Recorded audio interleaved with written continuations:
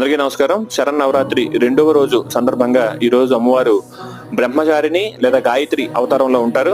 మరి ఈ రోజు మనం అమ్మవారు ఏ రూపాల్లో దర్శనమిస్తుంది అనేది మనం తెలుసుకుందాం. ముఖ్యంగా 4 రూపాల్లో అమ్మవారు దర్శనమిస్తారు. 1 అవ్యక్తమైనటువంటి రూపం, 2 శబ్ద రూపం, 3 యంత్ర రూపం, 4 కుండలిని రూపం.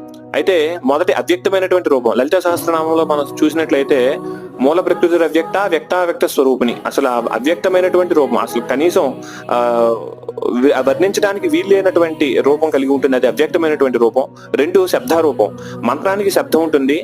ఆ మంత్రమే శబ్దమే పరదేవతగా మనం తీసుకోవాల్సి ఉంటుంది. 2 3 రేఖారూపం, అంటే యంత్రాలు. ఒక దేవికి ఇప్పుడు దశమహావిద్యల్లో ఉండేటటువంటి అందరి దేవతలకు కూడా వివిధమైనటువంటి యంత్రములు ఉంటాయి. అది యంత్ర రూపం. చివరిది 4వది కుండలిని రూపం. మహాశక్తి కుండలిని బిసతంతు తనీయసి అని అమ్మవారి నామాల్లో ఈ జగత్తునంతటినీ నడిపిస్తున్నది, మానవుని నడిపిస్తున్నది కూడా ఆ కుండలిని శక్తే.